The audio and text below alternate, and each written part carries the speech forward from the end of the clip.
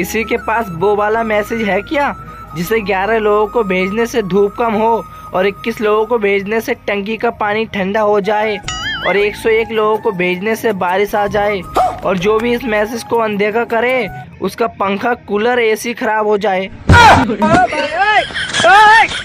Hotel में खाना खाने के बाद अगर दोस्त मोबाइल में बिजी हो जाए तो समझ जाइए कि बिल आपको भरना है। ये बड़ी अच्छी बात कही। टीचर बोला कि होमवर्क क्यों नहीं किया, तो स्टूडेंट बोला सर लाइट नहीं थी। टीचर बोला तो मोमबत्ती जला लेते, तो स्टूडेंट बोला सर माचिस नहीं थी। टीचर बोला तो माचिस क्यों नहीं थी, तो स्टूडेंट बोला कि सर घर में पूजा हो रही थी। तो टीचर बोला वहाँ से ले लेते, तो स्टूडेंट बोला सर नहाया नहीं था।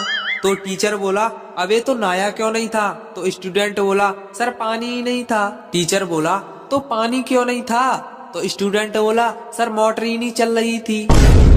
टीचर बोला अबे तो ये बता कि मोटर क्यों नहीं चल रही थी। स्टूडेंट बोला अबे उल्लू के पट्टे, पहले बताया तो था कि लाइट नहीं है।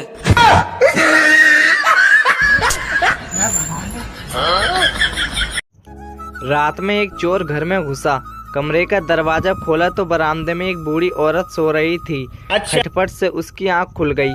चोर ने घबरा कर देखा तो वह लेटे लेटे बोली, बेटा तुम देखने से किसी अच्छे घर के लगते हो। लगता है किसी परेशानी से मजबूर होकर इस रास्ते पर आ गए हो। चलो कोई बात नहीं, अलमारी के तीसरे बक्से में एक तिजोरी है, इसमें सारा माल तुम चुपचाप ले जाओ, मगर पहले मेरे पास आकर बैठो।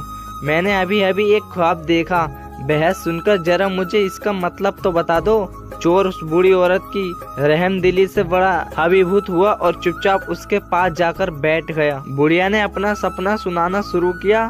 बेटा मैंने देखा कि मैं एक रेगिस्तान में खो गई हूँ। ऐसे में एक चीज मेरे पास आ गई और उसने 3 बार जोर जोर से बोला, पंकज पंकज पंकज। बस फिर ख्वाब खत्म हो गया और मेरी आँख खुल गई। जरा बताओ तो इसका क्या मतलब हुआ। चोर सोच में पड़ गया। इतने में बराबर वाले कमरे से बुढ़िया का नौजवान बेटा पंकज अपना नाम जोर जोर से सुनकर उठ गया और अंदर आकर चोर की जमकर धुलाई कर दी। बुढ़िया बोली, बस करो अब, ये अपने किए की सजा भुगत चुका है। चोर बोला, नहीं नहीं, मुझे और कुछ तो सालो, ताकि मुझे आगे याद रहे कि मैं चोर हूँ, सपनों का सौदागर नहीं।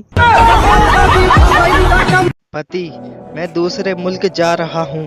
पत्नी, भारत जाओ तो 2-4 साड़ियाँ भेजना, दुबई जाओ तो ज्वेलरी भेज देना, फ्रांस जाओ तो परफ्यूम भेज देना।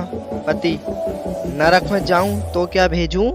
पत्नी, बस अपनी वीडियो भेजना, हम भी तो देखें बीवी को सताने वाले किस हाल में हैं।